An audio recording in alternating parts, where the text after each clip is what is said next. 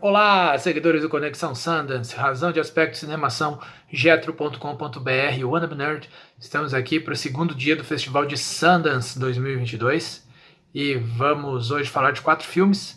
E vamos então direto ao assunto, começando pelo quarto filme que eu vi no festival, que se chama Klondike, ou Klondike, dependendo de como você queira pronunciar, que é um filme da Ucrânia aqui no Festival de Sundance 2022.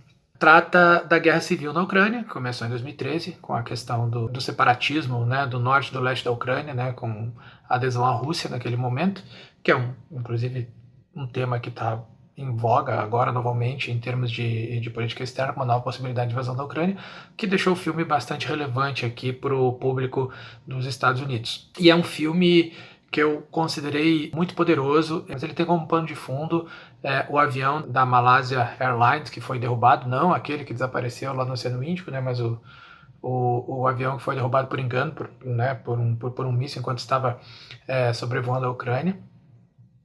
E ele se passa numa vila rural, né, do leste da Ucrânia, perto de Donetsk. E nessa vila rural você tem ali então a disputa da guerra civil entre os separatistas que apoiam os ucranianos separatistas, né, que querem aderir à Rússia, que apoiam os russos, os ucranianos nacionalistas, e tudo se passa em torno do núcleo de uma família formada pelo Torik e pela Irka, que são um casal. Ela está grávida, ela é ucraniana nacionalista, ele, por sua vez, ucraniano de etnicidade russa, e fica no meio do caminho ali, né, porque os amigos deles, todos os amigos deles na cidade estão aderindo aos russos. E ela está grávida, eles precisam sair da cidade e ela se recusa a sair, ela não quer abandonar a casa, né? Então, grande parte do filme é exatamente o Torik tentando achar um jeito de sair da cidade com ela, tentando convencê-la a sair da cidade, enquanto ele tenta equilibrar a preocupação dele com a esposa com as demandas da guerra civil, com a pressão que ele está sofrendo de ambos os lados, né?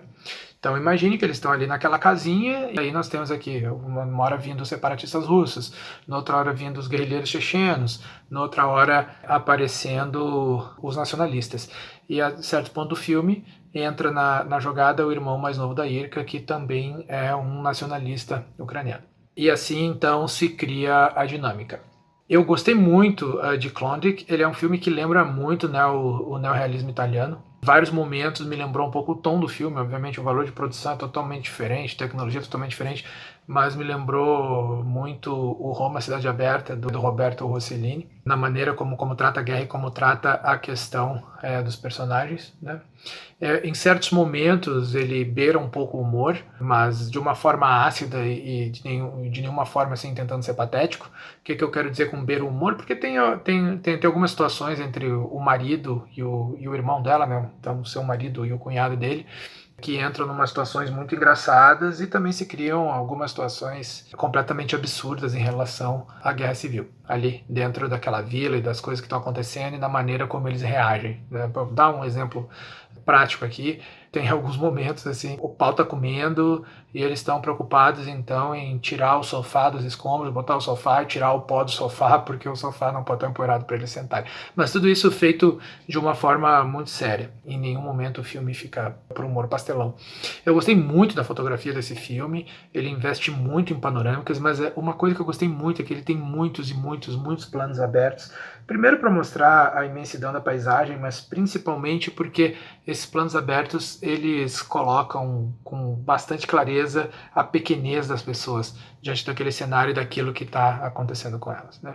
E o filme já estava muito bom, estava se desenvolvendo bem e muito baseado nas atuações, que eu achei todas assim realmente de altíssimo nível. Mas a sequência final desse filme é algo assim, eu não sei dizer se é brutal, se é de partir o coração, se é de deixar indignado.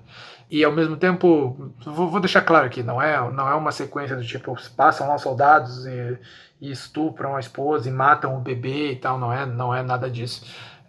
Mas tem um peso psicológico muito grande, certo?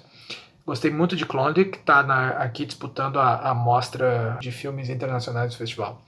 E acho que é um bom candidato a ganhar o prêmio.